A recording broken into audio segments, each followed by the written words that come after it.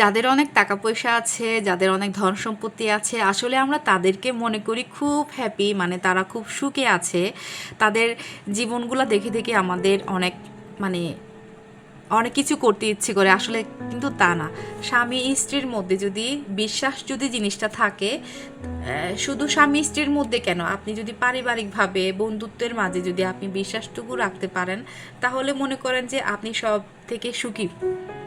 কারণ বলছি, বিশ্বাস এমন একটা জিনিস যা কিনা আপনার পরিবারকে, আপনার বন্ধুত্বকে ধ্বংস করতে কিন্তু একদিনও লাগবে না।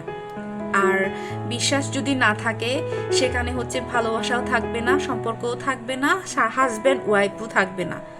আর বিশ্বাস আর সম্পর্ক এমন একটা জিনিস, সেটা আপনাকে ধরে রাখতে হবে। আর সেটা ধরে রাখতে হলে আপনি তৃতীয় পক্ষের কাছে কোনোদিনও যাবেন না। তৃতীয় পক্ষ বান্ধবী হোক, বন্ধু হোক, বা মা বাবা হোক, আপনি কারো কাছে যাবেন না। কারণ সেই তৃতীয় পক্ষটা হয়তো বা আপনাকে পছন্দ করে না, আপনার হয়তো বা কোনো দিক আপনার খারাপ লাগে। আপনি যখন তার কাছে এই জিনিসগুলো বলতে যাবেন, তা তৃতীয় পক্ষ হয়তো বা এটা আরও খুশি হবে, জিনিসটা হয়তো বা আপনাকে সমবেদনা দিবে, কিন্তু খুশি হবে।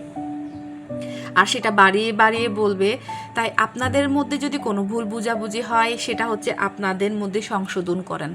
যে ভুল হলে আমরা সাধারণত নিজেদের ভুলগুলা চোখেই দেখি না, নিজেদের ভুলগুলা চোখে দেখতে হবে, সেটা সমাধান করতে হবে, সরি বলতে হবে। আর সরি বলতে হলে এরকম একটা সুন্দর শাড়ি আপনার গার্লফ্রেন্ডকে গিফট করতে হবে।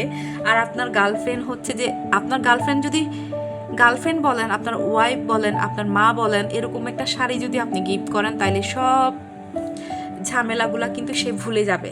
আর এরকম সুন্দর সুন্দর শাড়ি পরে কিন্তু আপনি হচ্ছে যে মানে আপনার হাজবেন্ডের কাছে যাবেন, আপনার হাজবেন্ড আপনাকে অনেক প্রশংসা করবে, সুন্দর লাগতেছে।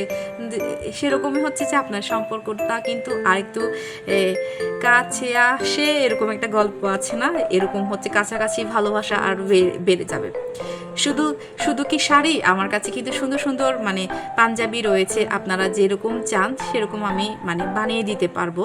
আর বলেন তো, অনেকক্ষণ তো বকবক করছি, আমার শাড়িটা কেমন হয়েছে? এটা কিন্তু রিপিট কাজ, মানে এই এই এই শাড়িটা কিন্তু আমি আগেও করেছি, আগে 2বার নাকি 3বার করেছি, তারপর হচ্ছে যে আবার 3বারের মধ্যে মনে হয় এই শাড়িটা করছি।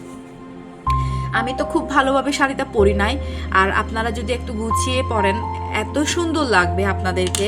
আর বিশেষ করে যারা একটু টল, চেহারা সুন্দর, তাদেরকে তো আরও বেশি সুন্দর লাগবে।